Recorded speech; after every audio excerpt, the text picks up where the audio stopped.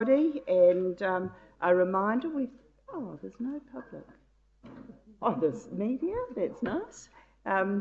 So please, phones off and away. And could I remind you that it is being live streamed, and if you have to stop for any urgent messages, could you indicate if any of you have to leave the room? So that's our usual protocol. And now I open the meeting by asking Councillor Tapsell to open the meeting, please, with the council prayer.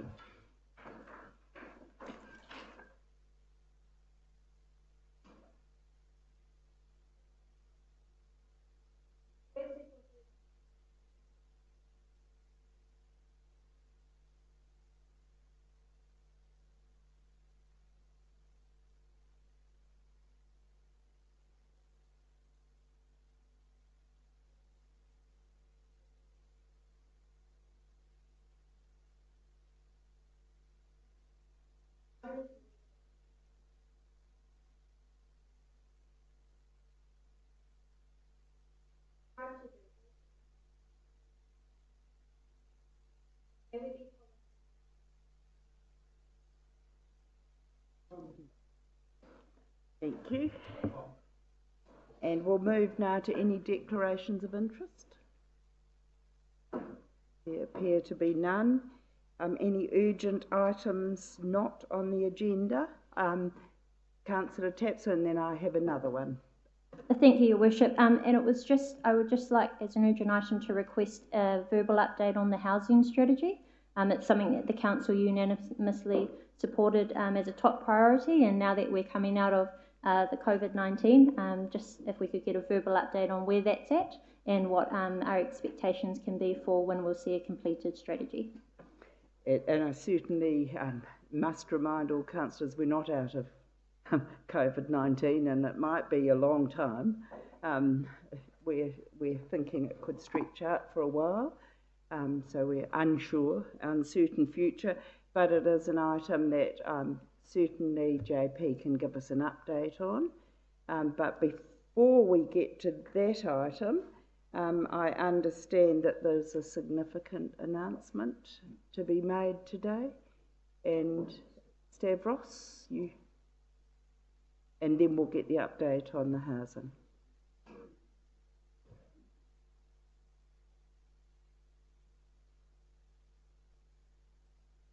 Good morning. Morena tatu katoa. Just through you, Madam Chair, I think it's quite important to start highlighting that work we're doing in giving effect to the strategy you have agreed in terms of recovery for the COVID-19, which embraces a number of work streams, including absorbing the impacts, planning for recovery, and very importantly, collaborating with the government to start gaining some traction in some of that assistance instead of facilitating work projects, but more importantly around people support, especially those people who've been affected by the downturn of their economy. We started now to bearing some fruit.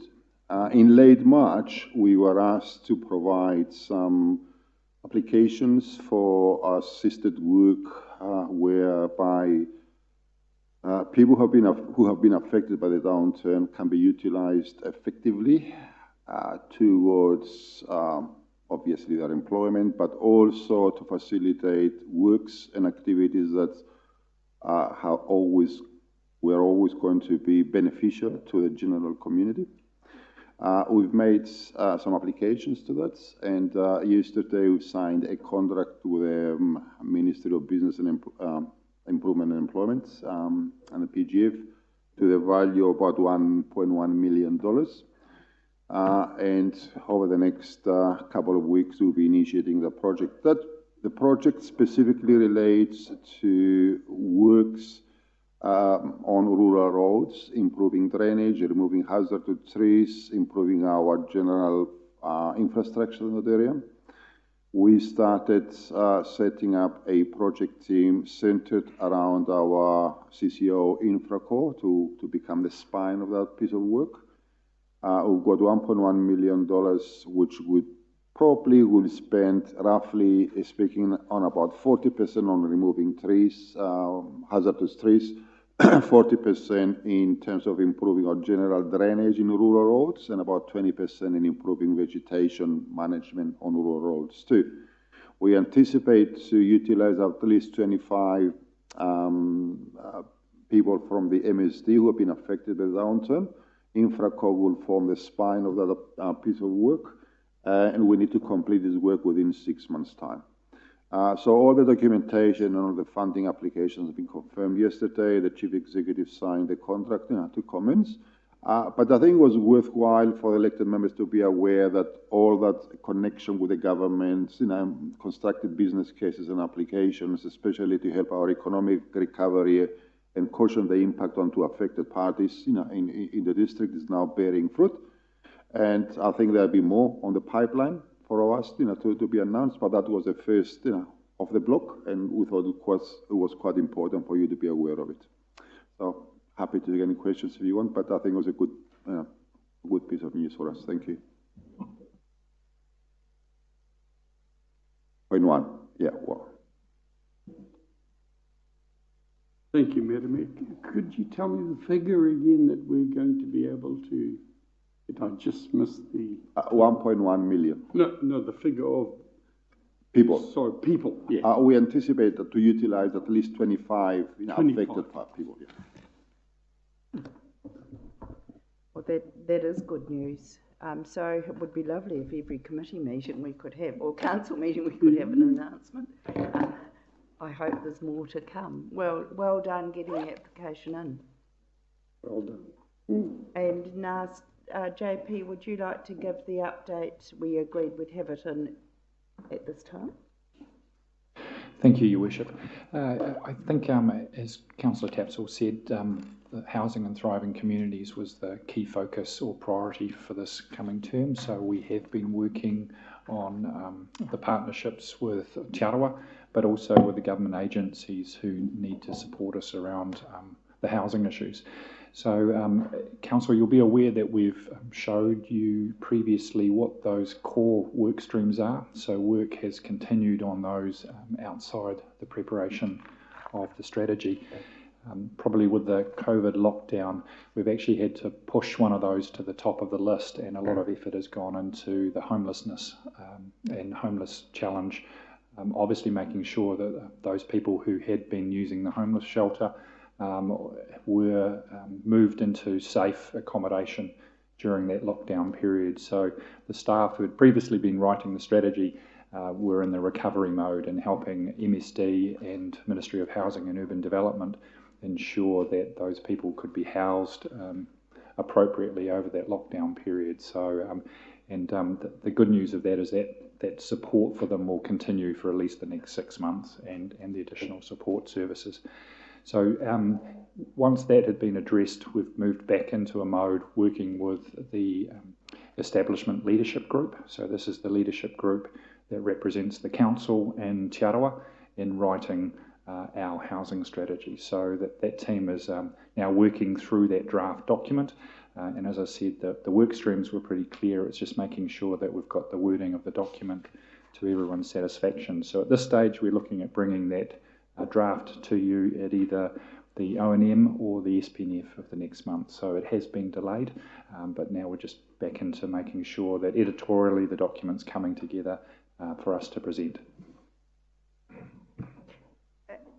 JP, it would be SPNF, I think it would come to. So, yeah.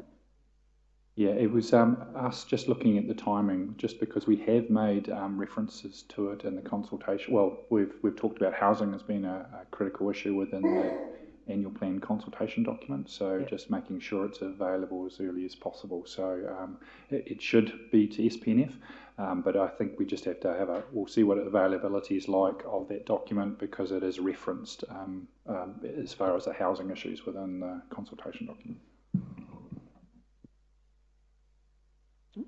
Yes. Thank you. Through the chair. Look, JP, I think, has been rather self-effacing when he has actually talked a little bit about a couple of aspects of that achievement. Going into level 4 lockdown, the community had a significant risk, as did people who were homeless in our community. In that having people with nowhere to go during a lockdown clearly poses a significant risk for those individuals and also our broader community. And that was something that was highlighted by the DHB as a level of concern. JP and our housing team worked hard with central government agencies to produce a solution to that. And within only a very short period of time, and I think it was almost just a little more than a week, that team had come up with a solution to actually place people into situations with motels, which actually also worked in a way to assist motels during this period. So it was an outcome that provided assistance to motel leaseholders and operators. It was a solution that kept our homeless communities safe during a period of lockdown and management, and it was also a process that also ensured that broader spread within our community of this virus was also potentially mitigated through these actions. So in my view, that was a significant achievement. It could only actually happen with that level of speed when you had good collaboration across Ministry of Social Development, Ministry of Housing, Urban Development, and Council. So it was an extraordinarily good piece of work that resulted in a good outcome.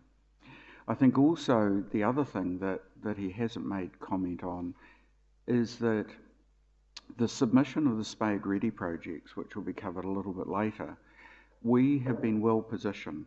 We actually haven't just taken projects which were already on our books that would actually be able to be undertaken. Some of the projects that have been selected and put forward have actually been well informed by the strategy work being done around our housing development.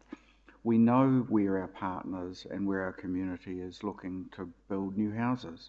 We know where Te Arawa has got aspirations for new development.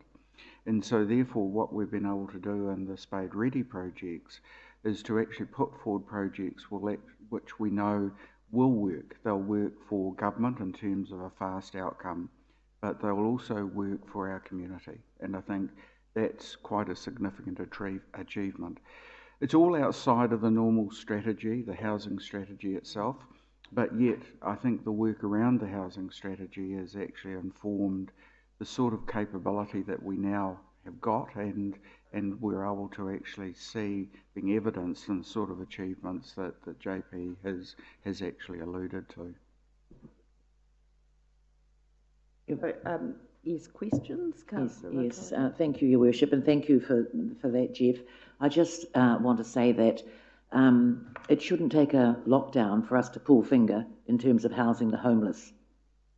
And I don't want to see them going back on the streets after this lockdown we're out of lockdown. Well, we are out of lockdown, but I don't want to see them back on the streets. If we could do something because of a lockdown, then surely we can make sure that we've got something in place so we can keep our homeless and rough sleepers safe and off the streets in the future.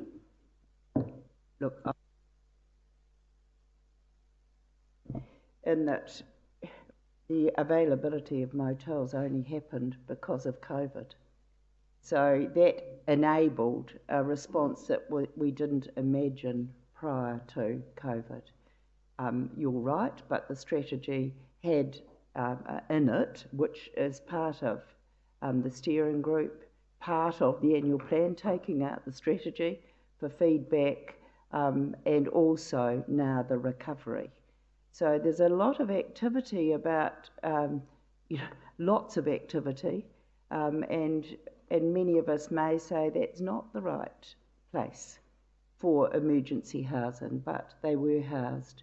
And I congratulate you for some swift action there with MHUD.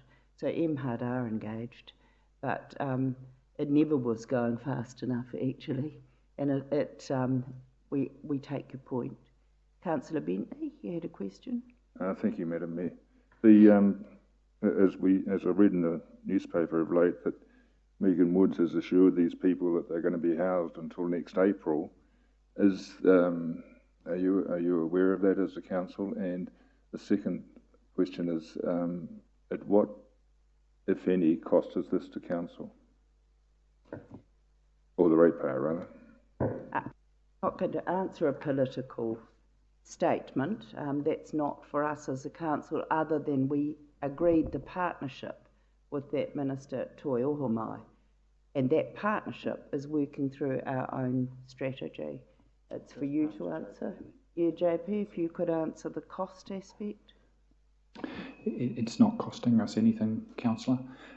The funding that's been applied to address the housing of the homeless and the additional support services that have been wrapped around them has been funded through the Ministry of Housing and Urban Development. And look, if I can just respond perhaps to Councillor Okawa-Tate's comment, and I think sometimes it requires extraordinary circumstances to achieve extraordinary things. And the extraordinary achievement was necessitated a full whole of government response, because no one government agency could actually produce an adequate response. What I'm confident about at this stage is that there is a short, medium-ish term solution, as Councillor Bentley has alluded to, but there's also what I see happening, a determination from the whole of government to actually come up with a solution for Rotorua and its housing challenges that will mean that actually we do build back better, is what the theme of the recovery strategy is that you've asked for. And so part of that will be not to actually see a return to the simple homelessness challenge that we had previously. That's the objective, and that's what I can see that the all of government agencies are actually very focused on trying to achieve.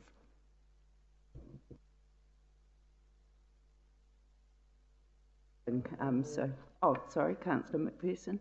Thank you, Chair. The issue for me with regard to the satisfying housing priorities, I note the speed at which that's been attended to, and relatively successfully.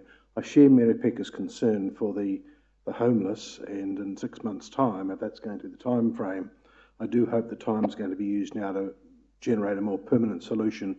But as with Stavros's presentation, clearly the context is shifting all the time, and I wondered if at this stage we can have an update on the outcomes of the CIP bids. Councillor McPherson, it's on our order paper, so it will be covered by, it's in your order paper today, so there's no need to request it. It's going to be covered today. Councillor Kumar. Thank you, Madam Chair. Thank you, Stavros, for that update, and thank you so very much, JP, as well. My question lies in wanting to know how long is this contract to house them in the motel for? Is it for 6 months, or is it for a year? And subsequent to that, Rotorua has a homeless problem. I think we know it. There are some lifestyle homes.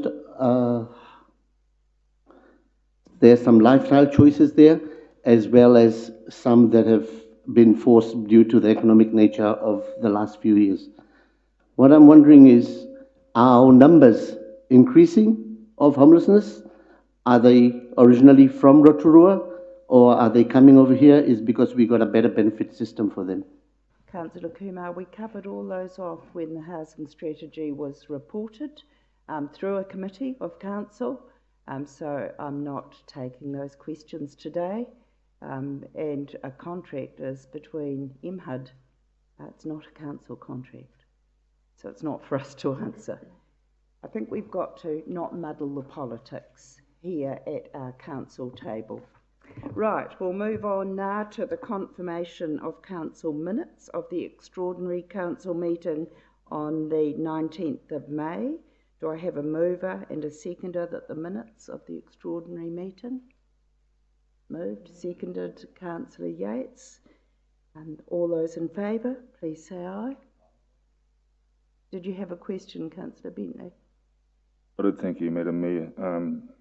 With regard to the motion that I set in place last week, which has been deferred to the O&M meeting, I believe that Councillor McPherson and myself voted against that motion, and we asked to have our names recorded.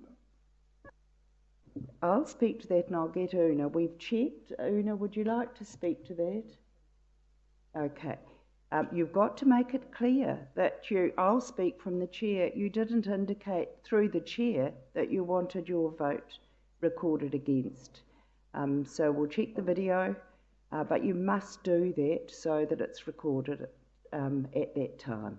That's the right process. We must follow process carefully here. Point of order, So, Your Worship. Yes.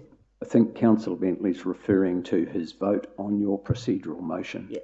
Just to be clear, so if that record can be checked and put correct. So Councillor Bentley will check it and see if that was the case, so that that's followed up appropriately. Right, we move now to the release of confidential items. A mover and a seconder that the report release of confidential items be received. Councillor Rotorua, seconded Councillor Tapsell. All those in favour, please say aye. Contrary? Carried. Now we move back to you, JP, about the presentation that we're going to hear. And this is a good update.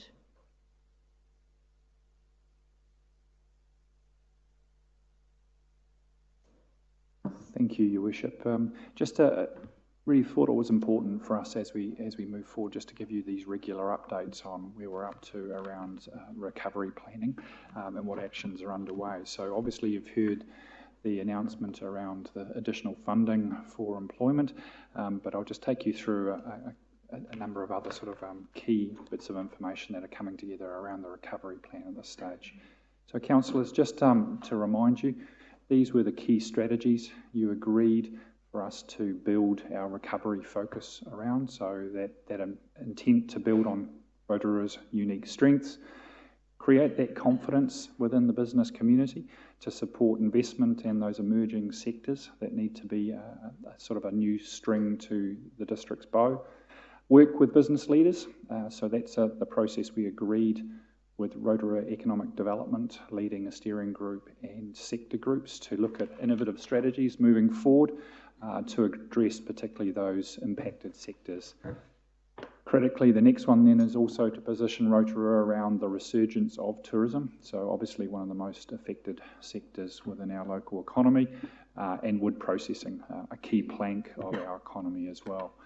The key focus there also of making sure that we work collectively with central government. So obviously you've previously agreed that we would align our recovery approach to that of government, and making sure that we were also working in that sort of cushioning the impact and positioning for recovery. And I think that work we're doing with government is hopefully going to lead to more of those announcements we've had this morning. And then finally, this is that key link we have between our current priority around housing and thriving communities and the need to see that come across and actually be one of our cornerstones of our recovery as well. So locality planning, really opening up those opportunities for further residential development in those priority areas that we identified within the spatial plan. But also one of those localities was the focus around the CBD and how we ensure that we have a vibrant central business district as well. So those are those key strategies that were agreed. I think it was on the 3rd of April. So just today, briefly cover off data, projections and insights, so some of the work we're doing in that space, where Rotorua Economic Development is currently up to, and then our work around just making sure that we've got a task force in place to ensure that we're working effectively across the district with our partner organisations to make sure we're putting line for potential initiatives. And then finally, where are we up to on the Crown infrastructure projects progress? So that was the question earlier, so I'll just finish with that one as well. So, councillors, we've done some work with a company called Infometrics. So they've done a number of projections for nationally, but also they then start breaking it down into regions. So they produce regional reports of the potential impacts of COVID, and then they also do sub-regional or individual council level reports. So we commissioned Infometrics to do a report for us, and that has been finalised in the last week or so. So that's available on our website, I understand, but we're also making sure that we're going to, I think this is part of that unifying the voice from Rotorua. So we're working closely with our partners, that we're sharing our data and our information to make sure we're all singing from the same projections and models so we understand those issues. So yesterday, approximately 45 people joined a webinar to talk through that Infometrics report. So a number of those people were involved in the Te Arawa group who was set up in response to COVID-19. So in addition to working closely with Te Arawa, we're also involved in a number of government agency meetings. Chief Executive sits on many Zoom meetings with a lot of those heads of different departments. So there is a whole of government view being formed, and various data and information is being shared across those different agencies as well. In addition to that, Rotorua Economic Development is also tracking transaction information, so card usage within the city, and also the volumes as well. So that gives you an idea of how the economy is coming back out of lockdown. In addition, we're doing some work, and this was started during the EOC, so Civil Defence approach was just to look at what businesses were reopening and when. So obviously that gives us a picture for those that have been unable to open because of the impact on the businesses. So that includes those within the CBD, but also in the wider community as well. So it's important information for Rotorua Economic Development, particularly as we start seeing domestic visitors start to reappear within our locality as well. So in addition to that, there's a number of information surveys being coordinated by different organisations, whether it's Te Arawa, Rotorua Economic Development, the Motel Association, or the Regional Council. So a number of groups are also doing surveys of businesses, and we are trying to work collaboratively to make sure all that information is available. And then finally, we continue to work closely with government agencies. So we've mentioned here already this morning around the housing space, work with MSD, and they track a lot of job seeker information, but also those who are taking advantage of the emergency housing that's provided. In addition, also Ministry of Housing and Urban Development. So yeah, a number of agencies we're working quite closely with. So a lot of information being shared between the various agencies to make sure everyone's making informed decisions on actions. So I've just mentioned previously the work that's underway with Rotorua Economic Development. So they've established their steering group and the various sector groups. So if you recall, the intention was to look at the visitor economy, so what's happening in the sector group there, city development group, a forestry and wood processing group, and a final one is the emerging sectors. So each of those groups work independently, but their chairs come together on the steering group where they're starting to coordinate a total picture of the kind of recovery that's required. So very much getting a group understanding across those different sectors to the impact on the economy, a view of what shared actions need to be taken within those sectors, and also identifying some medium and longer term plans. So obviously some of those plans will be looking to reach back across to council for support or to government for additional support. So a really important opportunity for us to gather that information and those approaches from the business sector. So the other thing that we're working on, councillors, and it gets a flash name of a task force, but really it's council reaching out to our partner organisations to make sure that we're bringing together those ideas from those various areas. So We've talked about the kind of ideas and plans that will come out of the sector and steering groups being run by RED, but certainly within the Te Arawa space, there's been a significant amount of work recently. There's a number of projects there taking forward independently of council or any other support required by other agencies. But this task force approach was a chance for us to say, well, let's bring those ideas together, let's work collaboratively and ensure that there's a pipeline of worked up proposals to be developed for investment or to go to government and other partners for consideration. So a really important opportunity for us to bring all those together and make sure that we're working collaboratively to see the best outcomes for Rotorua. And probably the key one there too is also to avoid some of that duplication. So just like the data sharing, this is a chance for groups to come together to say, how do we work this project up? Are we duplicating it? Are we not? And how do we put our best foot forward as a coherent and collaborative Rotorua? So a really important process we're working on there. Now, the question about the Crown infrastructure projects and the shovel-ready investments. So obviously we've reported to you previously that we were encouraged to hurry up and put our submissions in. I think it was by the 14th of April. So we talked to you about making sure that we were very careful in the projects we put forward. So we put forward 7. Those were projects that were ready to commence within the 6 months. So we were very clear about ensuring we complied with the criteria.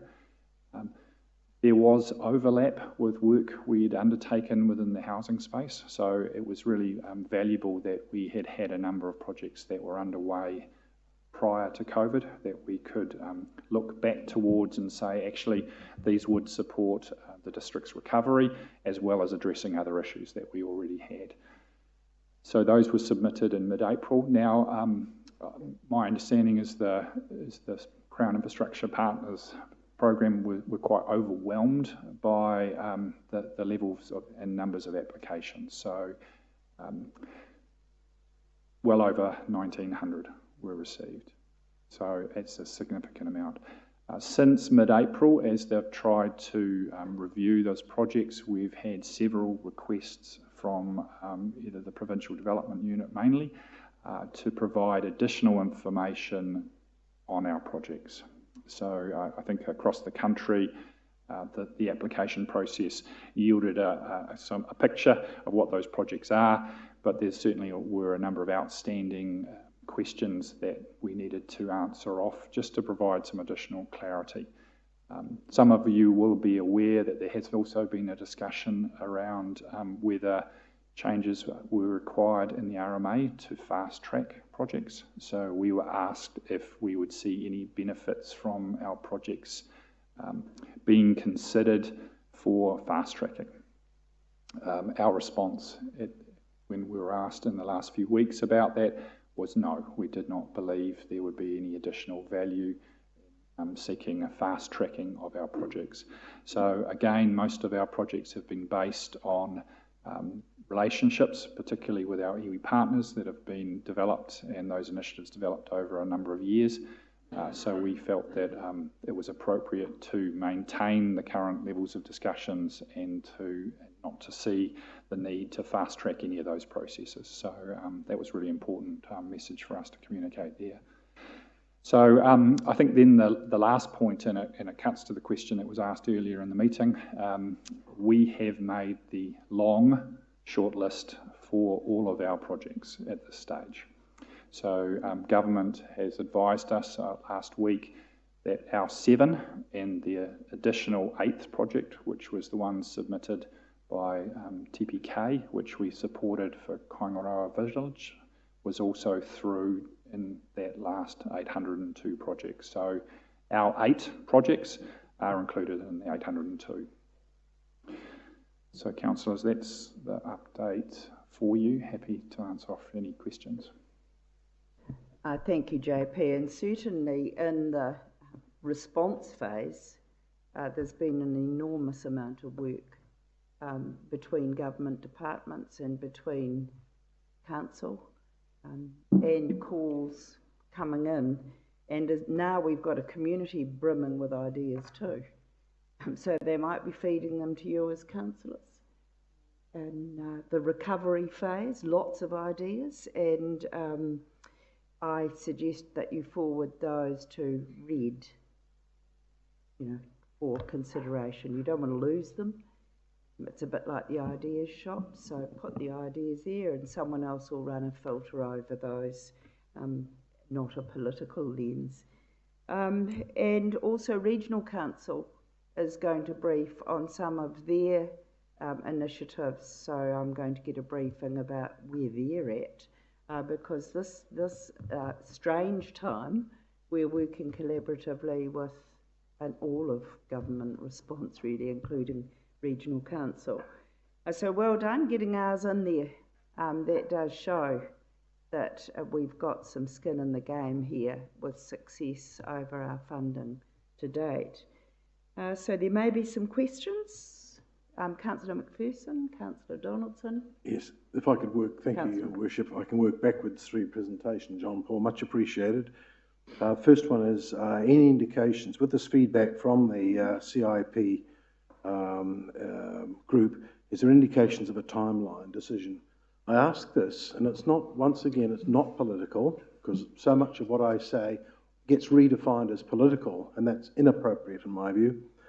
The timeline is vital for those that are preparing feedback for the draft annual plan. So are there any indications of how quickly the CIP progress might come to maturity? Unfortunately, no. There's been a number of discussions going sideways out of the CIP process to various ministries and departments. So the level of input required on many of the projects has actually probably protracted the time frame for government quite considerably. So we've had no indication of when a decision will be made on those 802. Thanks. My second question concerns the RED process, where work has been, in a sense, delegated to the RED steering groups, in particular the sector groups. Right now, you'd be aware that the consultations in various interest groups over the annual plan are highlighting all manner of ideas. And you've indicated, Your Worship, that those ideas should be channelled through to RED. Is that simply a matter of us sending letters or submissions to RED? How do you propose that process be handled? Better that JP answers. Oh, sure. I think if you can send those, I don't know if submissions is the right word. I think if Her Worship indicated if there's ideas or opportunities that the community believe should be considered, sending those directly to RED by email or by written form would be fine. And I think it gives the chance actually for those sector groups and the expertise there to really reflect on those over the next few weeks. Yes, thanks for that, because my concern behind that is this is a policy-making process being managed through RED, which is going to define in a large extent the nature of the future development of Rotorua. So that, to us, is a very, very important process. Thank you very much for your report. Can I just, I think you raised a really interesting point there, Councillor. This doesn't define the policy for Rotorua. What we've asked them to do is to work with business leaders and sector leaders in that space to shape up ideas for the sector themselves to immediately implement to support their own recovery. So there is a coming together of those different sectors to think about actions they can take themselves collaboratively, but also to identify potential medium and longer term projects or initiatives that should be considered. Now, they'll bring those together as their plan. However, that does not mean that that's a decision. That if they have things that would be seeking council to invest in or to change our policies or to make decisions on, it will have to come back to you as the representatives of our community to make decisions. And so that's really the decision-making processes. Now, that may have implications for the money we've proposed to set aside within the annual plan. I'll probably refer to that 29 million to support economic recovery. But also, if it's into the medium or longer term, it would have to be considered into your long-term plan process. Thank you for clarifying that. It must come here for decision making. That's appropriate. Councillor Maxwell.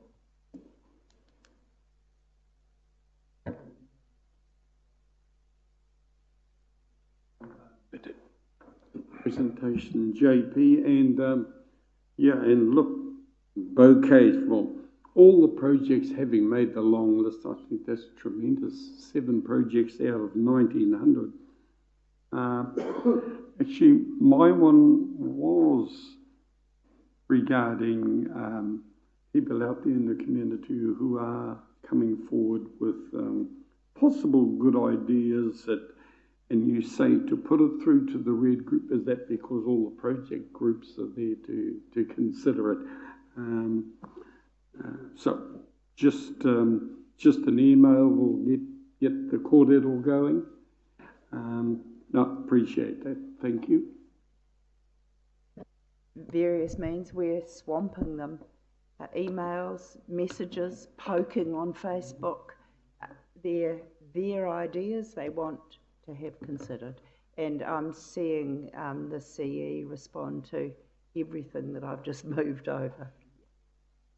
So there's great enthusiasm about this process with the sector groups to think of outside of the square. Are there any other questions?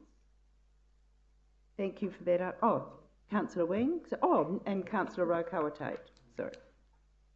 Kia ora, Madam Mayor. Thank you. And thank you, JP, for your presentation. And I think we all agree that having all of our projects added to the long list is very good for our community. I did have one question though, and that's regarding the steering group and the sector groups that comprise that group, and why we don't have an important sector in our community, which is agriculture, or even the primary industry sector, isn't included as a sector group in the steering group. I think we answered off that one last time we had a discussion about it, and it really was that focus on saying, look, we've honed in on those sectors that were most affected, and actually had to come forward with some key strategies for us to see a recovery. So I think in a way, and the country, or the whole country has been affected, but those sectors that were significantly affected had been the focus of those sector groups. That's not to say that we don't need to keep our liaison with federated farmers and the primary producers and the agribusiness space. Really important to know what's happening in the wider sector as well. So that work is still going on, but that's kind of business as usual for us as a community, just to be aware of what's happening in that space. Yes, thank you, Madam Chair. It's really good what I've heard this morning, but what really concerns me is that economic recovery is dependent on the health and well-being of our citizens. And what I didn't see up there is any linking in or sector, NGO, social services sector up there. I want to know from our banks in Rotorua, are we seeing, in terms of mortgages and things like that, are we seeing people have to think about selling up their homes or whatever? I want to hear from RAFs, the Rotorua Area Primary Health Services, those. So we actually get a real sense of what is happening in our community at the coalface. People have lost their jobs, businesses going to the walls, all of those sort of things. And so we never seem to get it. We have nobody on those sector groups. I bet there's not one person there who has any understanding of the impact of their decisions in a recovery, what it will have impact on people, on the citizens and that. So otherwise we could just see a shift in salary or wages moving over to Wynn's office. So I'm just saying, I get a real sense, yes, katapai, build back better and everything, but how knowledgeable, where's our information coming to you, coming into council about everybody in our city and what they're currently going through, and what will that impact be for them? And now I really feel, listening to that, I couldn't see any sort of link and connectivity to that. Worries me. Yeah, Councillor, I think you're absolutely correct, and that wasn't really the focus of the update I was providing, but you're absolutely correct. There is some other work going on. So we talked about including within the annual plan that potential $1 million to support community groups and investigating sort of what other networks are out there to support people and the problems that are emerging across our community. So Rosemary, who moves from being in a welfare state under sort of the civil defence model of the lockdown, is now starting to look really carefully about surveying and investigating with the key agencies where they see those significant pressure points and those impacts coming through. Because before we can reflect back to you the criteria and how we should consider using the current funding, we need to sort of make sure we've got the best information possible about those wider community impacts. So you're right, not involved in those sector groups specifically, but a separate tranche of work that's currently underway. Councillor Donaldson. Thank you, Madam Chair. Picking up on Councillor Rotorua Tate's observation and question, JP, yet the Infomatrix data that you alluded to earlier in the presentation, I believe that's been circulated to elected members, but that data does outline all those social impacts of COVID-19 in terms of unemployment, those on job seekers, the impact on Māori in particular, and their level of unemployment and projected unemployment. It was certainly there on the webinar. And also I have a bit of a different view around the sector groups, because I personally know a number of the businesses involved in those sector groups who have had to lay their staff off, and it really breaks their hearts having to do that. I'm hopefully the Infometrix data is being shared with councillors. I have to say I sat on a chamber webinar with the Westpac chief economist yesterday as well, and got a slightly different complexion on the impact of COVID. So, he was a bit more optimistic in certain areas, but certainly doesn't understate the impact at all. It's quite clear there are those social impacts, but I think we're getting that data fed through. I'd like to be reassured that any fresh data from Infometrix, as they continue to monitor, does get shared with elected members. Thank you. Yes, it's my understanding we were all invited to take part in all of those webinars. Have other councillors heard about them? Okay, so we need to make sure that happens. I just must be in the loop. We'll make sure, but they come to you from different, it could be Deloitte's, or it could be Westpac, or it could be the Chamber. So it's the entire community. There was one, it's not ours to announce, but the Youth Centre Trust has also won some funding, so outside of council, but what a great thing to match young people who have been made unemployed into jobs. And that's known publicly. They've put out their release on that. That's not council. It's others that are rising into the challenge of the recovery phase that we see. It's an entire community. Any other questions? Yes, Councillor Tapsell.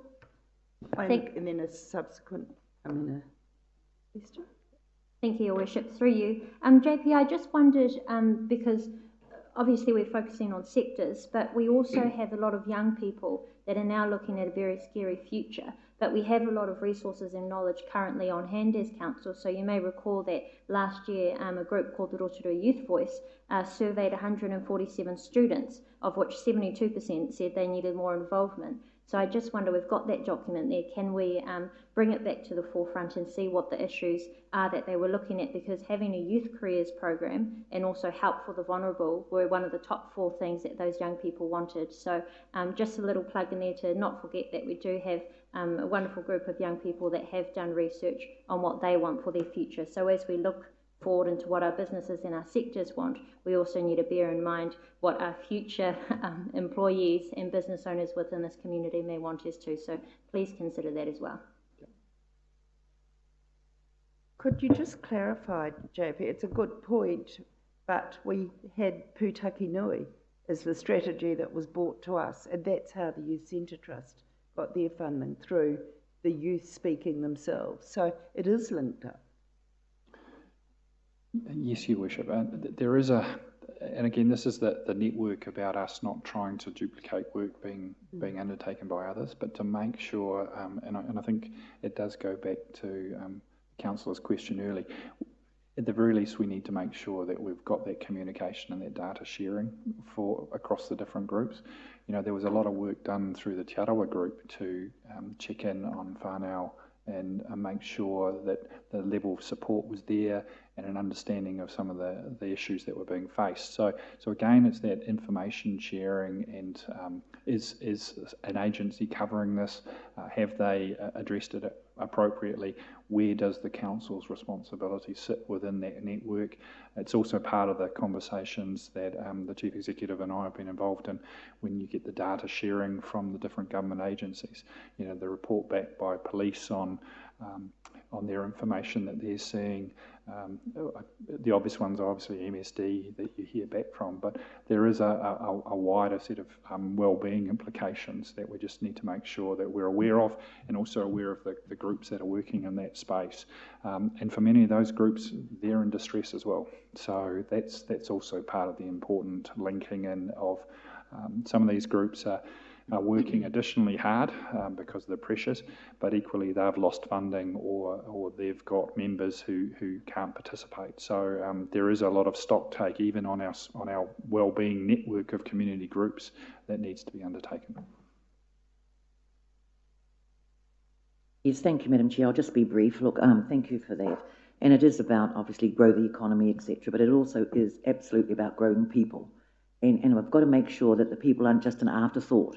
And so that I want to make sure that we are well linked in, you know, with the various sectors, social service sectors. You know, I mean, Rotorua wasn't in a good space prior to COVID. We had housing issues. We had health issues. You know, young people not in jobs. So if we're going to build back better, it needs to be different from what it was before COVID. And that's what I'm just trying to say.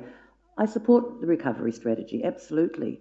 But we should always make sure when we're presenting anything like this, we have the social, because there's always a cost. There is always a cost. If it's not the taxpayer, it'll be a cost to the, if it's not the ratepayer, it'll be a cost to the taxpayer. So I'm just wanting to ensure that we don't, you know, a couple of months down the track, get a report on, you know, the impacts of people. We should be starting to make sure that's feeding in now to our thinking. And I just don't want, I want it to be build back better, but different from where we've come from. Thank you, Madam Chair.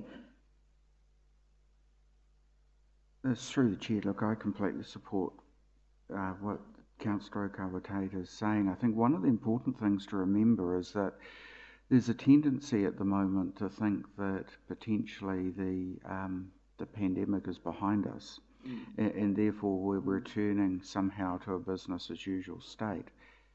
And that's not actually the truth at all, because at this current time, the government intervention that we've seen has actually mitigated a lot of the economic impacts that have actually occurred for businesses, but also for whānau and families.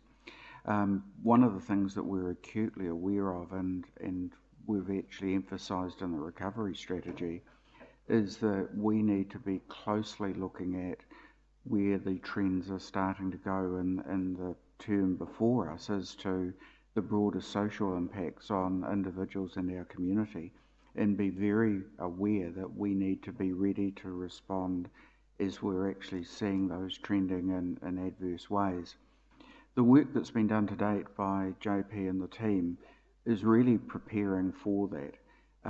You'll recall the presentation around the welfare team's response over the lockdown period, and the way that team worked, not just with government, but in fact with community and with voluntary agencies. And the expectation that I've certainly got going forward is that the approach that you saw from our welfare team will actually be the response that we actually provide in an ongoing way if that actually proves necessary.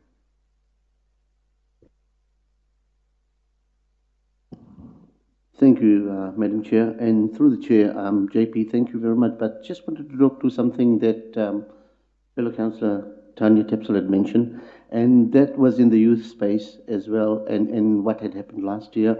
I think last year when they came over, and it was really unfortunate that the March 15 incident happened, because that's the day around the country they picked up a lot of momentum, came to speak to us.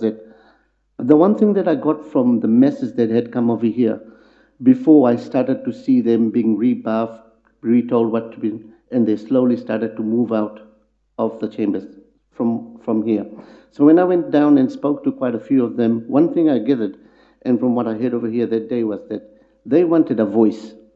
They wanted a voice back like they had on the youth council. And whether they got rebuffed, whether they got told that that model didn't work, it's all in the minutes, whoever told them that that model didn't work. They really wanted around the country, they've had enough of the leaders making promises, telling them this is what's going to happen, and it never happened. This year, and then they decided to march again, then something else happened. So they have had a rough year. But it was a momentum of all those years of frustrations that they came together to launch it. Then towards the end of the year, coronavirus hits the world. January, February, March this year, COVID-19 has taken over, and now we are only talking about homelessness, COVID-19, and recovery. They are forgotten generation, and that's what's happened. We are too focused on recovery, so whatever they came to achieve last year, this year, they can't even raise their voices. We've not had one student come up and say, hey, look, we marched, we got the whole nation going. So the question particularly raised there, it's a rhetorical question, what do we do?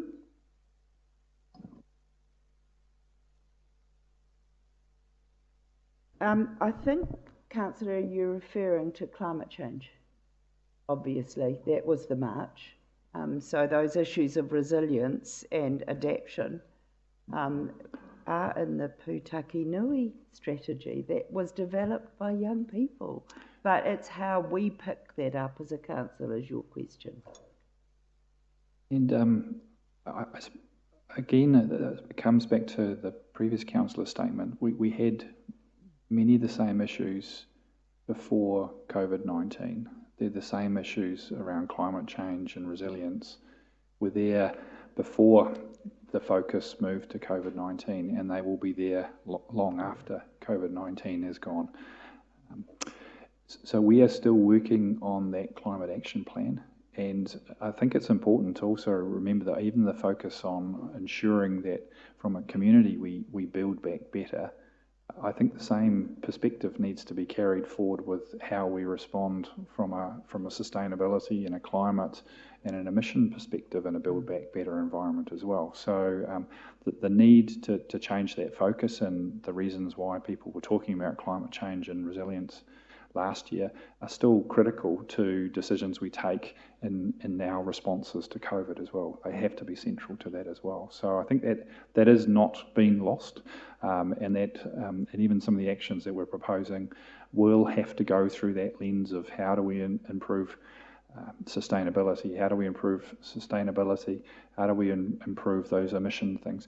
So again, they're built into even the government's response. So the government has been passing more money towards the Provincial Development Unit to support recovery, but some of their key criteria was around climate and emission targets. So I don't think they're forgotten. I think it's, again, just a case of re-engaging on the total picture, and it is all part of that Build Back Better philosophy. And has picked up sustainability projects of pest eradication, possum control, wallabies, and that's all about our land and our people. So we'll be briefed on that. If there's something that needs to come to us as council for awareness, we'll bring it here. Right. Further questions, Councillor McPherson? Thank you very much. So this has arisen out of your last comment and the comment the CEO made. There's a clear distinction to be drawn between what we mean by recovery and the enormous importance of reinventing whole sectors and the way that they operate in this post-COVID environment. And the CEO touched on this when he mentioned that the degree of innovation is going to be quite substantial to establish our relative competitiveness in a broader context. And the question therefore comes down to the way in which these sector groups are going to operate. We've got sustainable visitor economy, obviously the lifeblood of the pre-COVID economy. City development, crucial, absolutely crucial. Forestry and wood processing and emerging industries. And I wondered how it's envisaged these red steering groups, these sector groups, are going to report. We've already had questions about how input can go to these groups. But given the importance of these groups with regard to sustaining a reinvention process of our economy, I think it's crucial for us to think through how they'll report and the sort of ways in which those ideas can be shaped by the involvement of elected representatives. I think we've covered that off actually, Councillor McPherson, in terms of RED reporting to Council, and if there's any financial or decision making, they're made here. So it's the interactive ideas that I was concerned there about. Might be something new that comes through in their report, their quarterly report. Do you want to speak to that? It's the innovation you're wishing to have considered. It's the weighting of reinvention alongside recovery, because it's been pointed out, and quite rightly, that for us to think about recovering the past, it's gone. The COVID impact has been such that we will never recover what we had in the past. We need to reinvent the way we think about our futures. Thank you.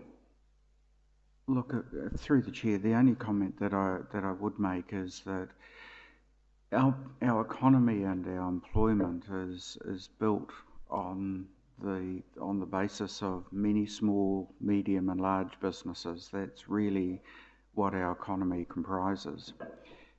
Many of those businesses are in situations where they've been able to re-establish themselves and are looking at strategies where they can continue to operate out into the future. But others are not in that situation, and the word pivot has actually been used quite commonly of late, it feels.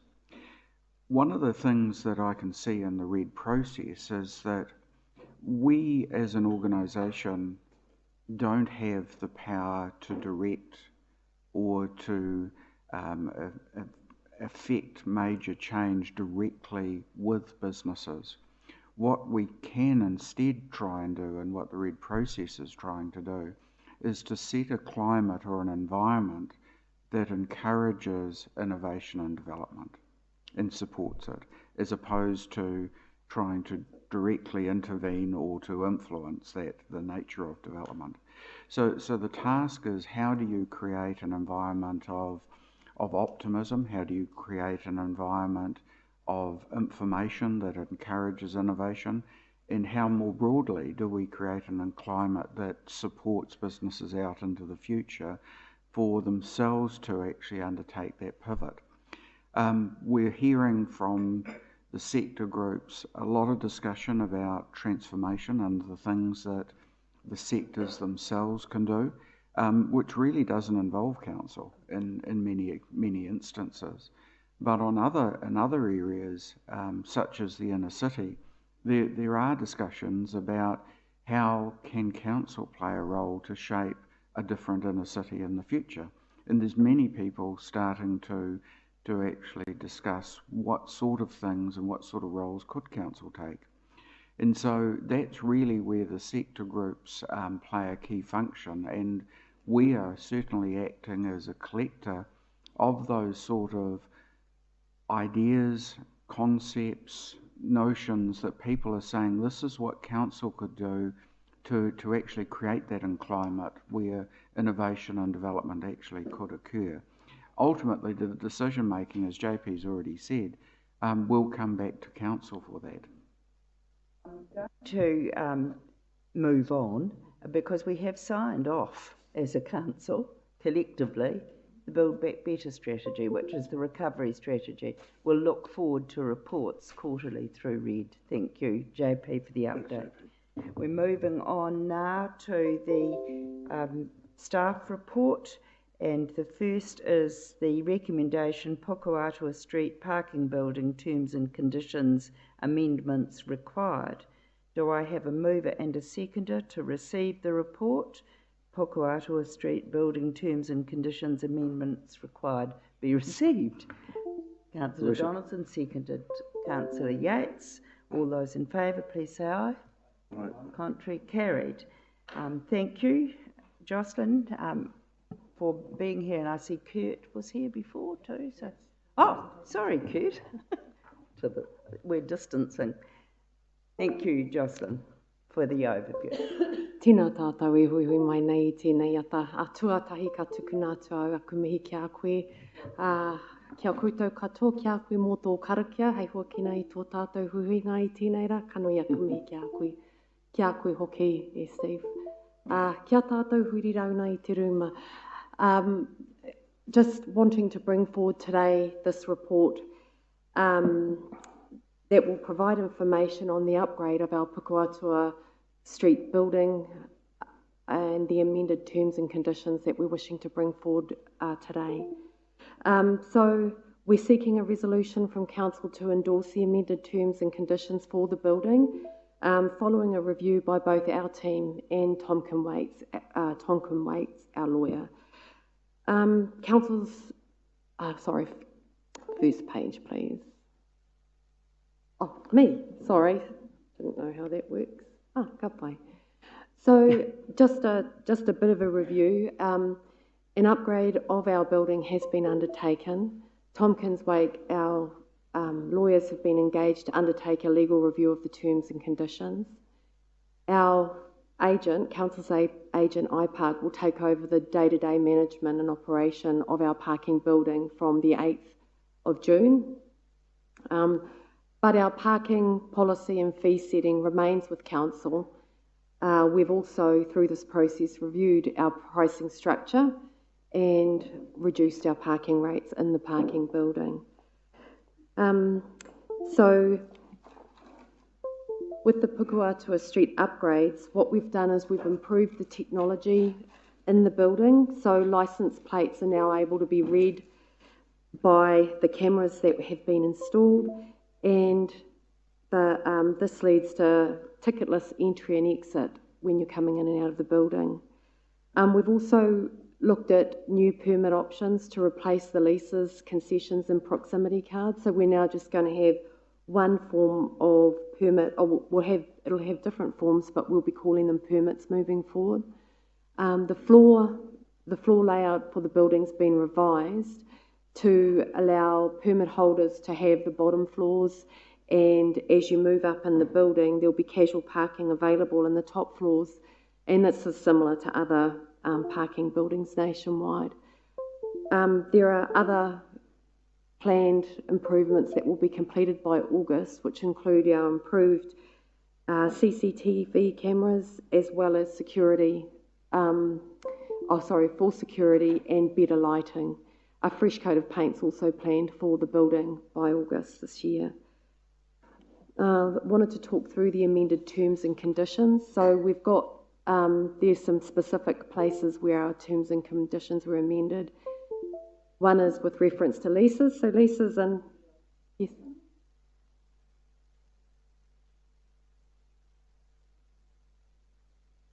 Surely not. My apologies, I don't even think that's on. Yeah, there you go, I'm a ventriloquist. Our amended terms and conditions, there's 6 main areas that we wanted to highlight. Of course, there's permits, which means the reference to leases have been phased out, and these are now known as permits. So we're going to be doing entry and exit permits, as well as time-based permits. So you can hire for monthly time periods, or you can do entry and exits. The definition for council, we needed to include agents in the definition so that our iParking partners could be a part of that.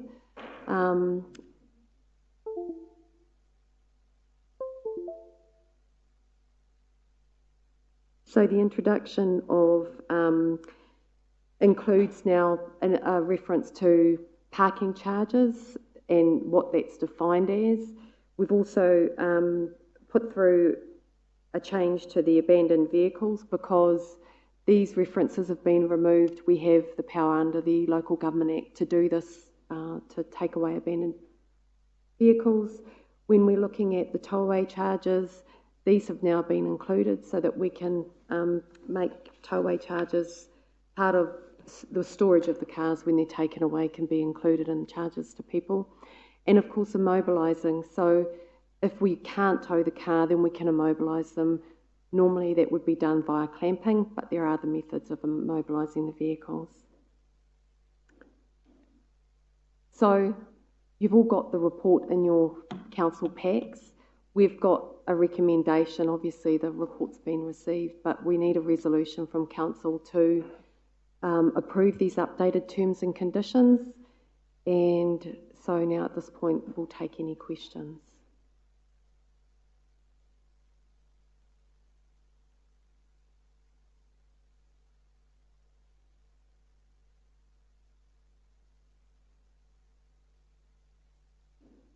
Thank you, Your Worship, and thank you very much. The question I had was on page 18, just under conditions of parking, and on 2.1.5a, it just mentions that the car needs to have a current warrant of fitness and rego. With the number plate reading, would this pose a risk to anyone going in there that they could be charged or penalised if they don't, in terms of what our enforcement ability is? Just so that there's no surprises for people if they go in there and end up with a hefty fine for not having a current rego. And just the second question, and it's a bit left field, but I know that some other towns and cities utilise their parking buildings for events or markets in the case of a rainy day. We have a wonderful night market, and it's a shame when it's put off because of unfavourable weather. So just whether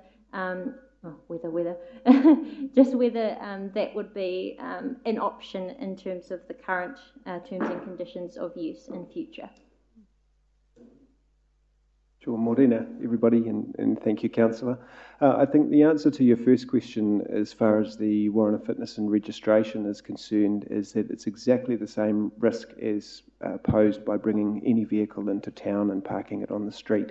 So essentially, the parking building is legally defined as a road, so the same rules apply. So if you come into town without that, you would normally get picked up on the street by the parking warden and the car. Same thing in this instance.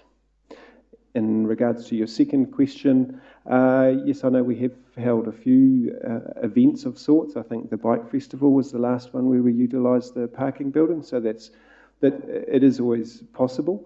I think just to give you a bit of a heads up though, that I think with wanting to get better utilisation of the parking building, the way it's structured now is to encourage those long-term permit holders instead of the casual parkers, and a big focus on that is helping to provide another option for CBD workers for an attractive reduced rate as well. Thank you, Madam Chair, and of course I would support the recommendations, but I just wanted to ask, does the building actually pay for itself? Well, because I actually thought it didn't, but however, it doesn't matter, because I mean, I know it's not contained in this report, but is it all wrapped up in our parking, overall parking income, revenue and that sort of thing, I presume?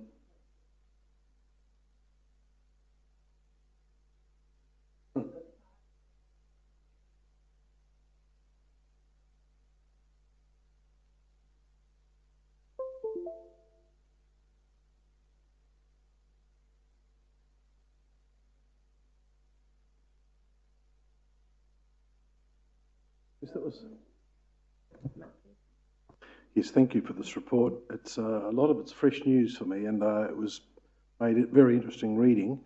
As somebody else has picked up, there's no financials in here, so it's very hard to understand the financial history, and the details of the iPark contract are not known to me, so it's very hard to evaluate.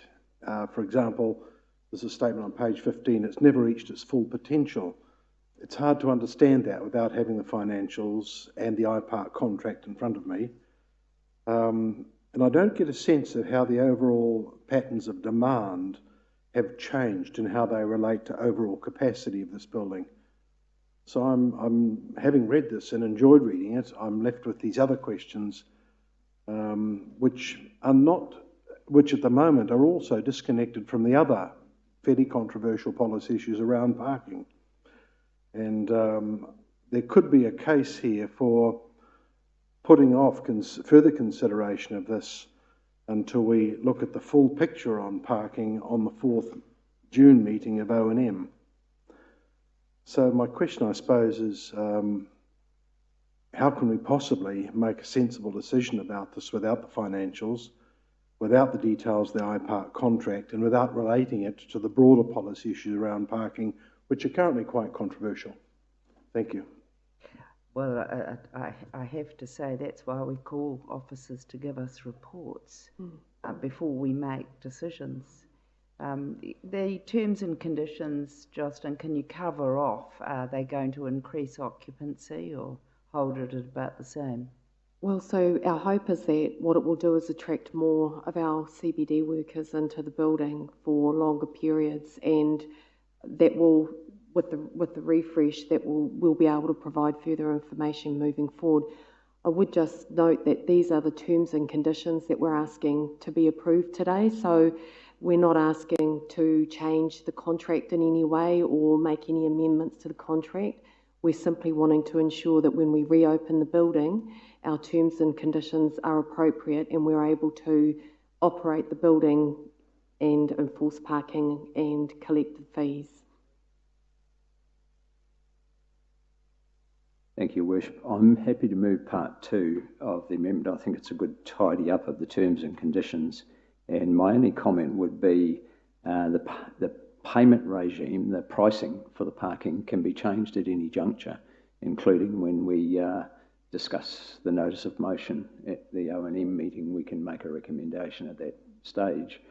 Parking can be adjusted at any point to meet demand, but certainly having slept in the building a couple of winters as part of an event, I can tell you it's not a salubrious location to hold events, but I'm happy to move. Thank you.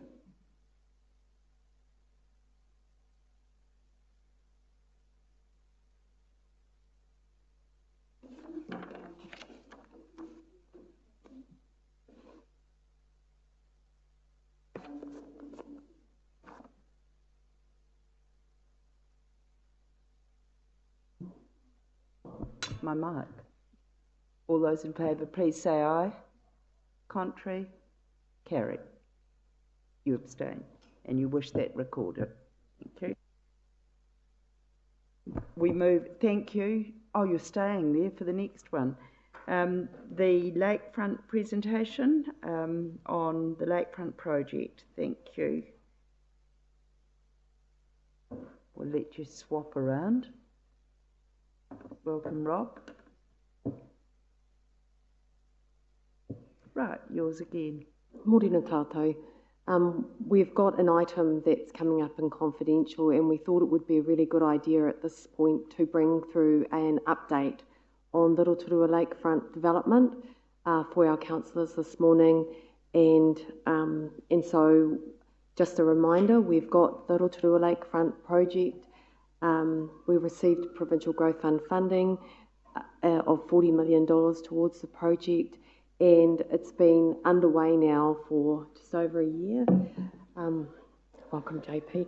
JP and I are sitting together as I have joined the council and will be working alongside JP as this on this project. But Rob is very much leading the charge in terms of the operational side. So we've got Rob to present through the project, and we'll answer questions together. Thank you, Rob. Kia ora tātou, everybody. Good to see you all again. Yes, as Jocelyn's described, Jocelyn and JP are transitioning through project sponsor role, and given the location of this project and where it's going to end up and the lucky people that are going to be looking after it, I take the project owner role because it will be our crew that's looking after this moving into the future. So we've had a very detailed involvement in what's happening here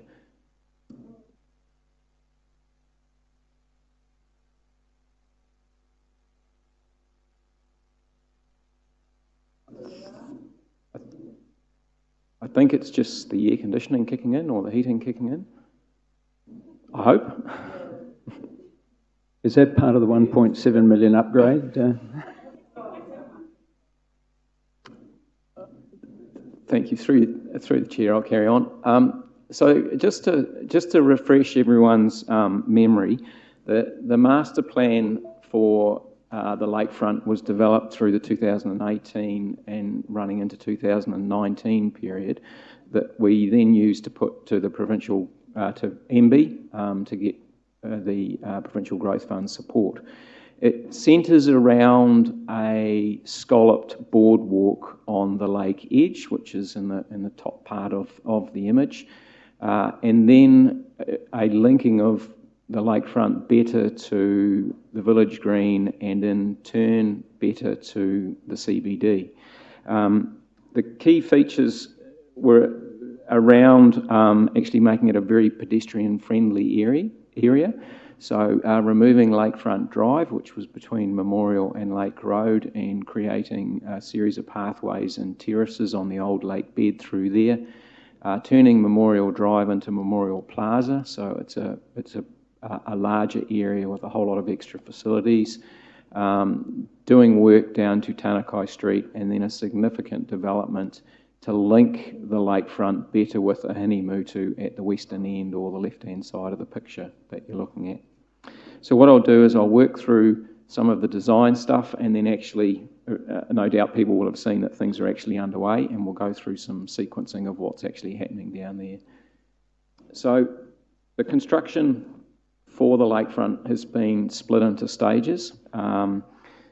It's generally around the scale of work, so there's a very big job, and there's a number of overlapping design and construction phases going on. So stage one was the first one off the design board and has consequently been the first construction area. We're now moving into construction and work on stage two, and then we'll go through these other stages as we continue on. Just to refresh your memory, it was only the 15th of October 2019 when we had the karakia to start the works.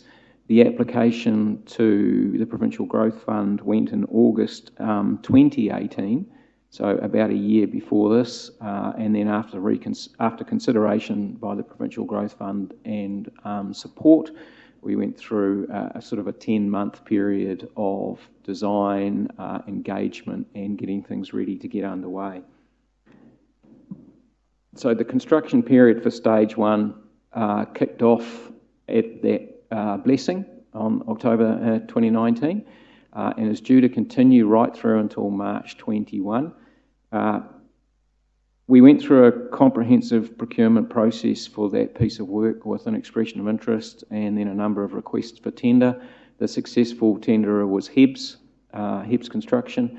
They're down there doing the work now. Hebs have done a lot of big jobs around the country. They've done the Tauranga Strand waterfront. They've done the Vector Whitewater Park, Tauranga Eastern. So they're pretty familiar with jobs in the Bay of Plenty and also jobs with water edge type work. That's an image from the designers of what is to be achieved. So you'll see the boardwalk scalloping around the bay. The shoreline has been altered, so it's more reflective of some historic shorelines. There's a number of terraces, and you'll see on the right-hand side of the picture, Lakefront Drive has been removed, and there's a significant path through there. And then there's a number of other features that are there as well. The Tukutuku bridges connecting the boardwalk to the shoreline. You'll actually see that a lot of the boardwalk follows quite a bit of the new lake edge anyway. There's not, one of the early comments I heard was that the whole boardwalk is way out in the bay. It's actually sort of the edge of the bay, and then there's an embayment behind it on one of the old shorelines through a section of it. A lot of planting, trees, gardens, lawns and things like that involved in the project as well. Images there from the design company Smiths on the top picture is looking towards Nongataha, obviously, so that's the western end.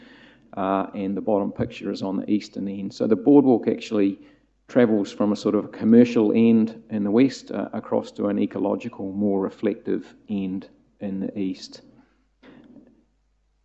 Getting down to some of the detail which we're into now, I thought it'd be worth showing the next couple of slides. The boardwalk's actually constructed from a number of concrete plinths that are placed on the lake bed that is built behind, it's been modified behind what's called a cofferdam, and we'll show some images of that. But it's a sequence of plinths that are going to be laid in there, and then you'll see from the design there's a whole pile of terracing and landscaping and all sorts of things that are going on there. Those are 5 metres across, those panels, and generally 5 metres long, but they alter depending on the curves and things like that. That just shows a very quick image of what it would look like and how it's actually constructed. So the bottom image is a view from the shore or from the lake looking out or looking in. So there's a lot of clear area under the boardwalk, and those plinths hold up the panels, which then have wooden decking, lighting and tow strips and things like that along them. The other stage that's happening at the moment is stage 2 enabling works. So that kicked off in December. Now in stage 2, that's the whole playground sort of area, playground and some more paths and things like that. One of the things that was in the process there is that there's quite a lot of services under that stage 2 area. There's the sewer line that comes from the hospital. There's a number of water supplies, there's stormwater drains and things like that. So there had to be quite a bit of what's called enabling works or preparation for that area before we could build on top of that. And some of you will have probably noticed the preload that's gone on there. So there's a mound on there now that sort of goes from 2 to 3 metres in height. So that's a big pile of earth that's left there to sit, and the ground underneath it settles, stops sinking, and then we know we've got a good strong foundation. That preload's then scraped off and the building occurs on that. So there is a period to wait to let everything settle there under that preload, and all the new pipes and services have gone in or are still going in at the moment. We're going to a video clip now. So we're going to run through this video clip, which is taken from a drone, and then what we'll do is we'll go through it with some pauses and I'll describe a few things that you can see in the clip. So if you could run that, Hilda, that'd be fantastic.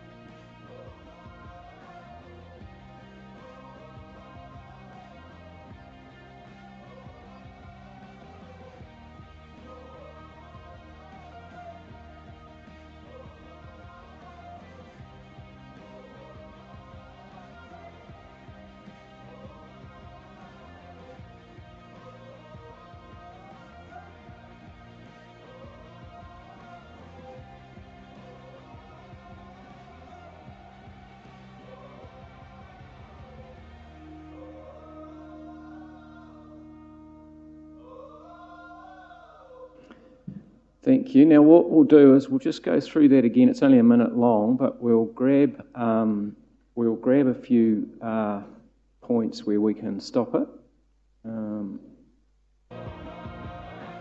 We could just stop it about there somewhere actually. And if you can get rid of those other things down the bottom of the screen there, Hilda. Sorry. In the bottom of the picture, sorry, on the bottom right is the stage 2 area, and I'm not sure if this, no, that's where the preload's gone on in the top part of the picture, and in the bottom part of the picture is where all the services have been located. So there was some significant work that's gone on there. Laser? Which one? Okay, thank you. Press and hold. Thank you very much. Okay, so the stage 2 area is obviously in here, and there were some interesting finds in there. We had an archaeological find in there, which was post-European. The beer bottle gave it away, but there was some pretty interesting scallop sort of finds and things like that in there. And then on this side, what we'll see in the very top of the picture is just starting to build the cofferdam. And in the centre where the icon is, that's actually some test pits there. So there's an excavator there that's dug a couple of holes, and what they're doing in that early stage, which was in December, was understanding the stability of the ground. And so, because one of the things that's happening there is building in this site, it's quite a tricky site, and so there's some work that's had to go on there that in terms to understand how strong the ground is, and we'll get to that later. So if you could go to the next pause point, that'd be fantastic, Hilda.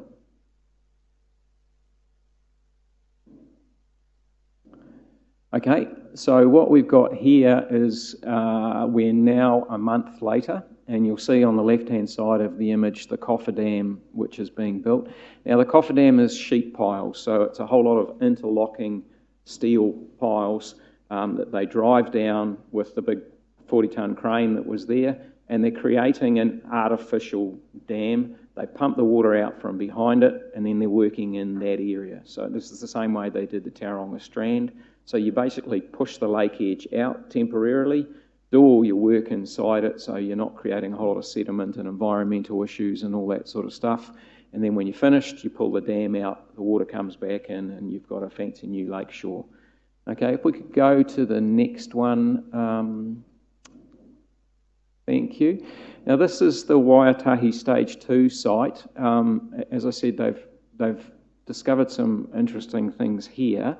In the middle of the site here, this hole was a spring they uncovered at about 70 degrees, and that's right where a manhole is supposed to go for one of the sewer connection lines. Unfortunately, 70 degrees is not very good for concrete and all sorts of things like that, so we've had to get some of the equipment modified as to what we were going to put in there. The other thing about working in this is that the water that comes out of there, they've had to pump through this, they've had to create this system to clean the water and pump it and discharge it. So there's been a few issues there with that one. Over in the back here, in the centre of the image, that's that excavator that was working by the pits, and that's doing what's called geostabilisation. And we're going to have an image on geostabilisation in a minute. It's a good word for a haiku, but it gets very complicated as to how they actually do it. And you'll see that's all happening behind the cofferdam that's up along this lake edge here. Of course, all the servicing pipes that have gone in and the preload that's getting started there, which is where the Stage 2 playground is. So I think, is that one, Hilda? Or that, yeah, if we could go to the next clip, which shows the geostabilisation work that's going on. That we can just pause there. You'll see most of the cofferdam has been nearly completed for the areas where they need to pump out behind it. All the water that's pumped out behind it goes through a massive filtering container, so it's all clean before it goes back into the lake. All that's checked by the regional council, and they're down there very regularly checking on all that sort of stuff. Thanks, Hilda. If we could go to the next video, which is actually the geostabilisation slide, or the next slide. I need to jump to that.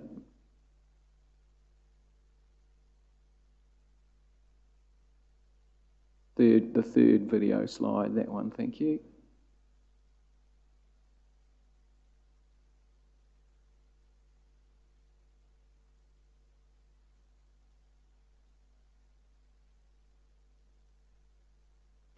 Yep, so this is geostabilisation. Basically, it's a large excavator with a mixing head on it that pumps cement and a combination of lime slurry into the ground. If that could play, builder. You'll see this machine has been working its way along behind the cofferdam, basically creating better conditions for the ground. So this is going to end up turning the area behind the cofferdam much more solid. So it mixes the cement and the lime slurry in through the whole area.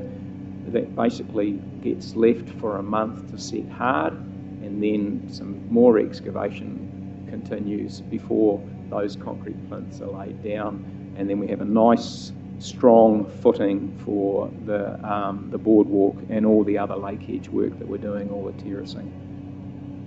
Thank you. So I'll try and move forward from there if I can. Yep, so the stage 2 preload, if you've been down there, you will have seen that hill turn up around the base of those trees, and that's going to sit there for sort of 6 months, hopefully not much longer, and at that stage everything should have settled. We did have to do a bit of work with the COVID there to make sure some of the pipes that were coming from the hospital were not impacted, so we did actually do a little bit of alteration around the COVID work there, but it's all back and going as per schedule now.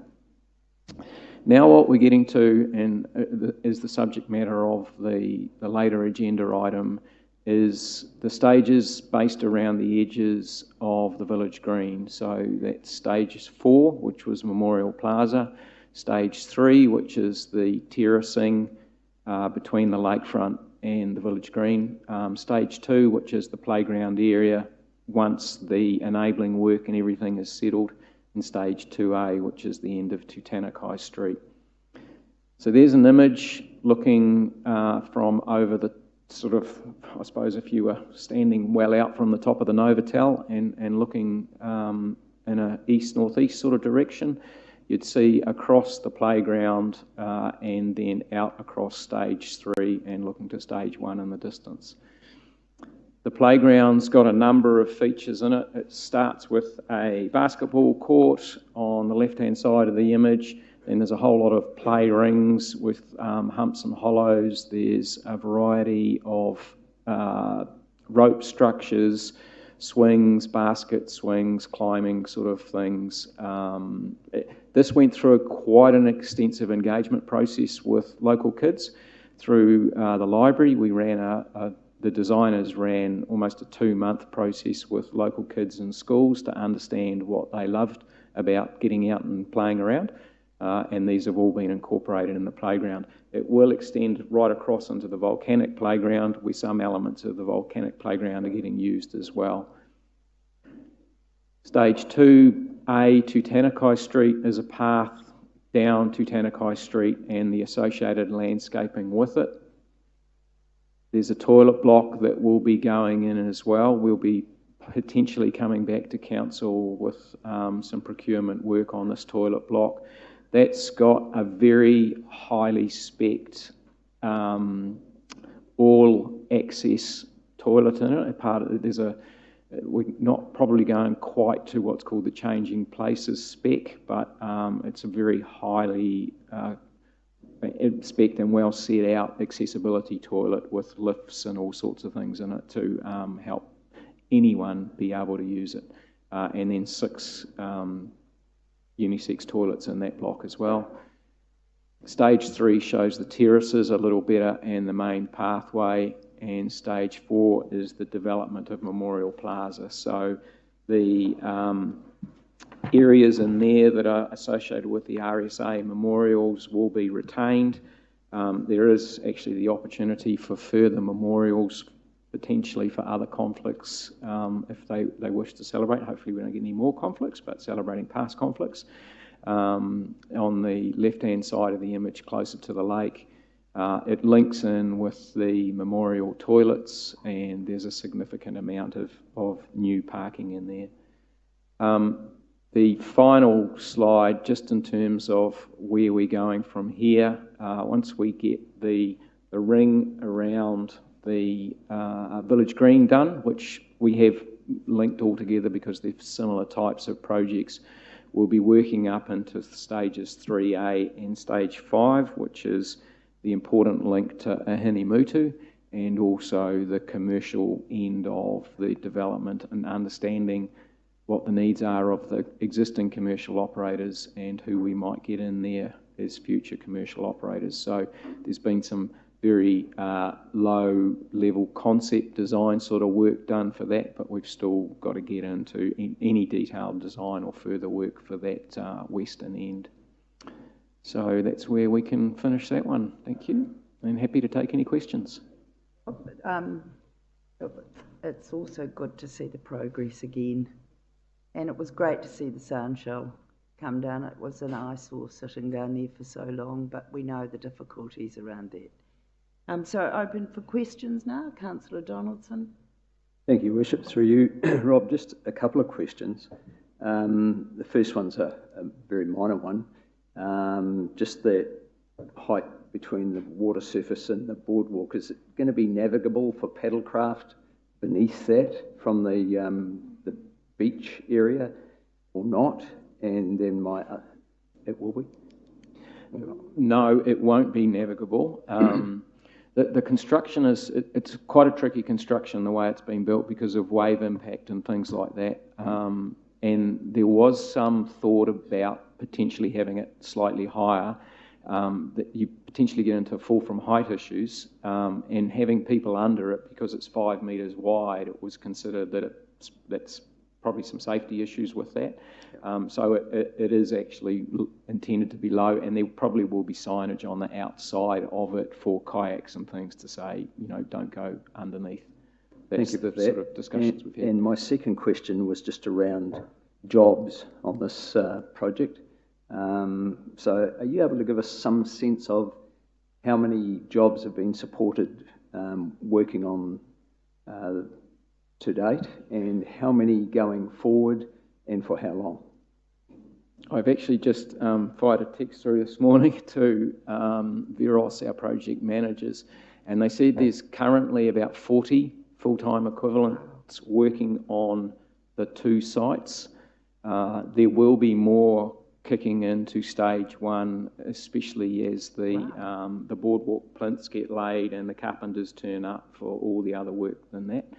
But yeah, at the moment with just those 2 sites, they're looking at about currently 40 full-time equivalents.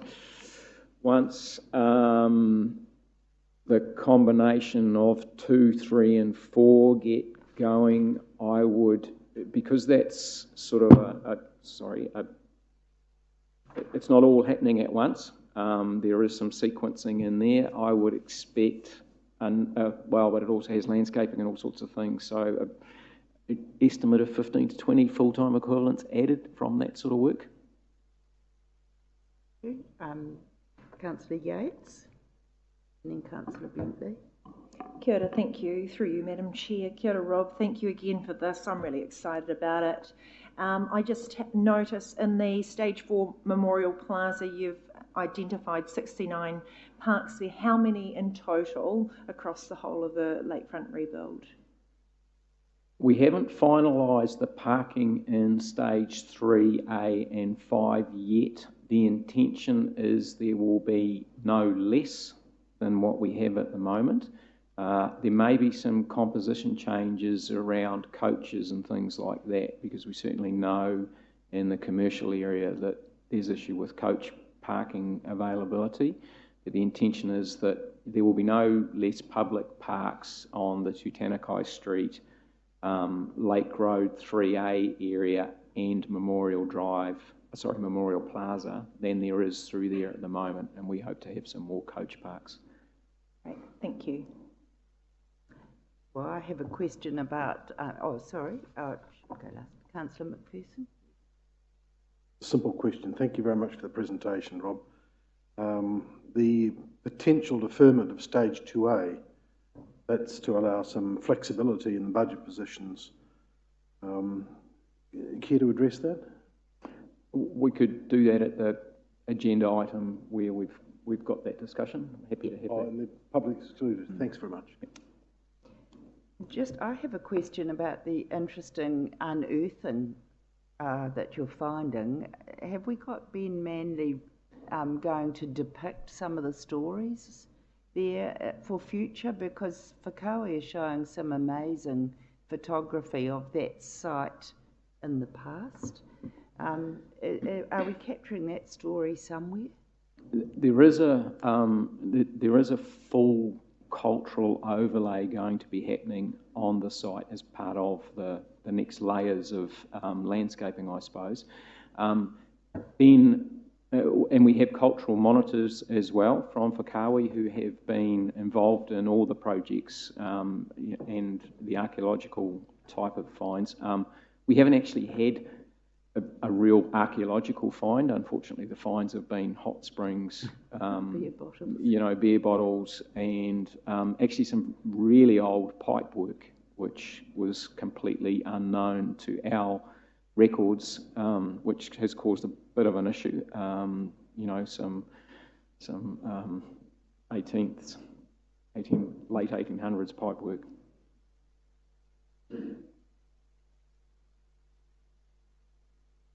Thank you, Rob. Thank you for your report. The walkway structure itself is, what sort of weight will it take? It's Tonkin and Taylor are our engineers, and they have heavily spec'd it. You might know what 50 MPa means, but from what I understand, it's very heavily spec'd. It will be able to take vehicles and rubber-tracked vehicles, and the intention is that as it actually gets closer to stage 3, there's some higher spec'd areas in there in case there's any future work needed in that. But yeah, it's a pretty solid structure.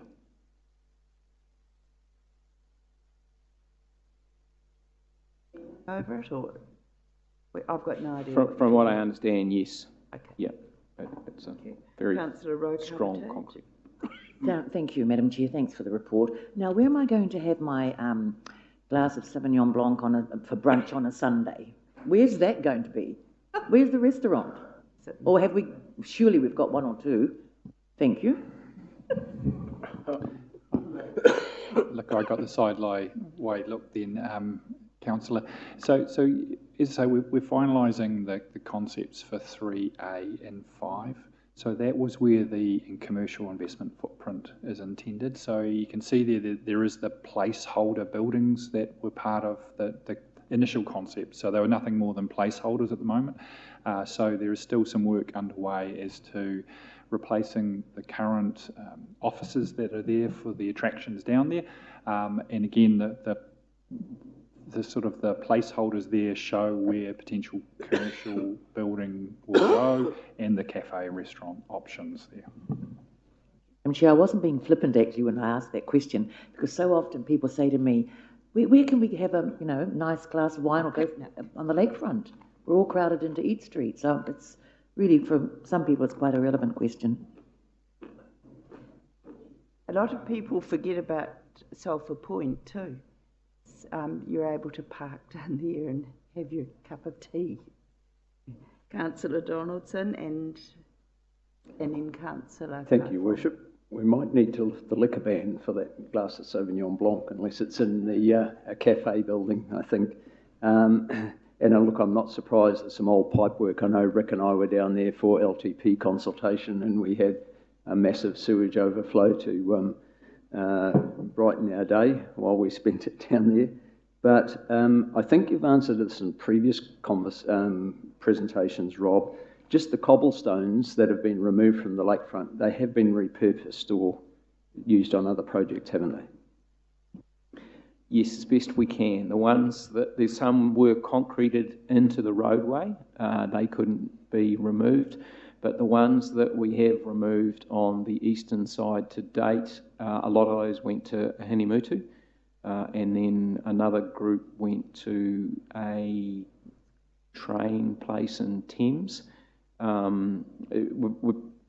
It's not simple to just open the gates and say, help yourself, because of a raft of health and safety issues and things like that. So we have had organised pickups and corrections were involved in assisting us as well with some of their crews for gathering their Hinimutu blocks. Thank you. Councillor Kaifong. And Thank you, Councillor Madam Wing.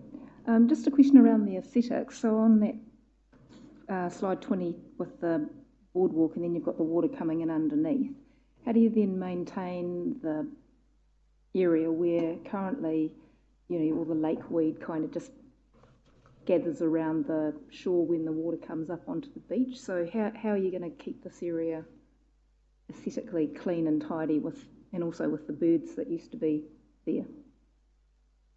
Yeah, good question. That embayment has got the capability to get machines to it if we need to get machines to it. I mean, at the moment, our maintenance contractor, Infracore, cleans the lakefront regularly anyway. And so we will be able to work on those areas and get to those areas. It'll be something we're just going to have to manage, and we're confident that we can do that. Obviously, we'll get the odd tropical northeasterly storm, which will create a big wash up for us, but we've got the capability to get machines in there if we need to help clear that out. Things like birds, I mean, the reason the birds are there because of any other reason other than people throwing bread at them. So it's, again, how we stop that sort of stuff. And just one last question. I might have the orientation wrong around that parking plan, but the disability car parks are the furthest away from the lakefront boardwalk area? Just could be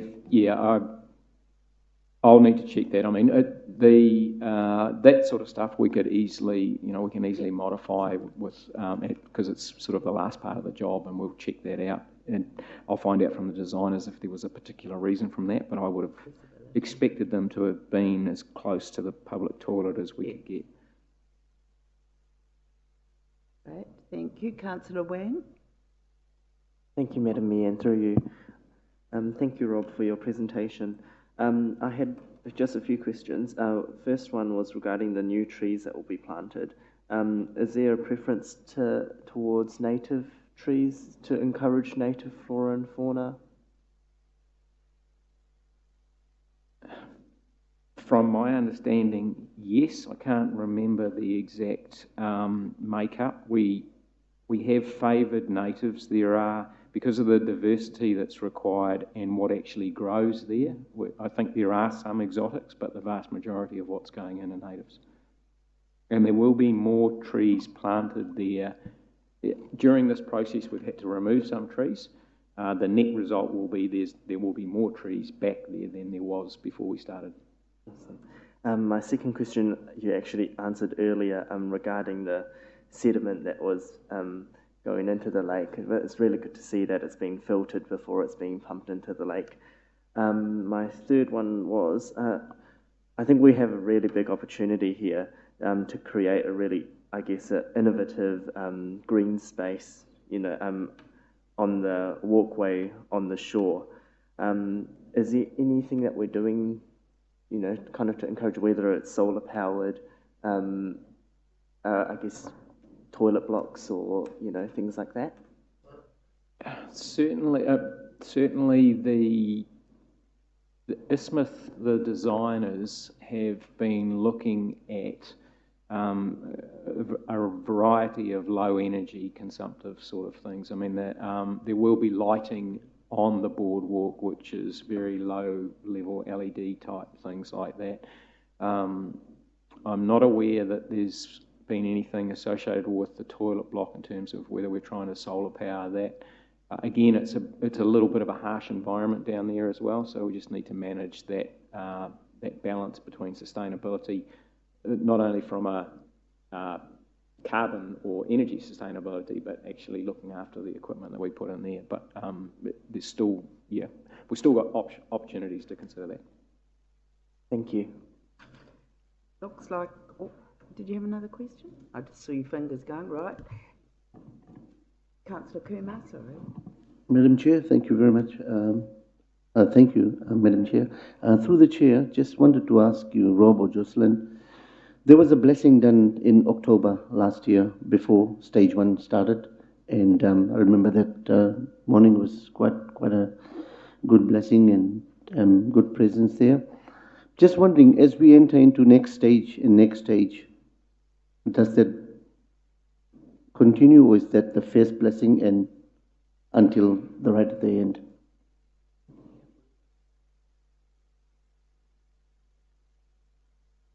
I would think that at this point the first blessing will last us throughout the process until we're ready to go back and do a closing karakia or blessing once we've completed the piece of work. So generally speaking, that would be how we would be approaching it. We've had our first one and we'll have another one once we're completed. Councillor Donaldson wants to add something that he's aware Yeah, of. thank you, Your Worship. Just in respect of Councillor Kumar's question, which is a good one, on one of the other PGF projects, the forest one, for example, I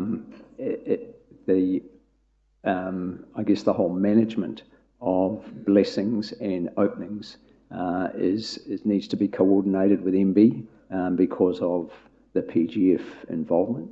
But what's happening with that project, for example, is there is a very low-level karakia with the workers, etc., as each stage is completed, and then there'll be a big opening when the whole project is completed. So that's the way that's being handled.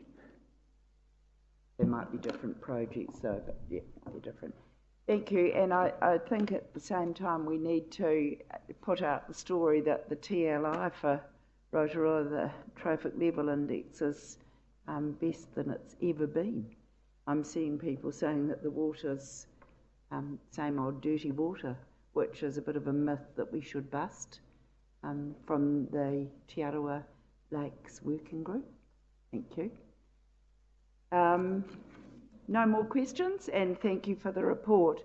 We'll now take a 5-minute break, but first I need a mover to go into public excluded to approve the tender approval for Rotorua Lakefront Development Construction Stage 2, 2A, 3 and 4. The reasons are confidential, commercial sensitivity, and to enable commercial or industrial negotiations. Do I have a mover? Thank you, Dr. Cook. And seconder? Oh, Fisher. All those in favour, please say aye. Contrary, carried. Thank you. 5-minute break.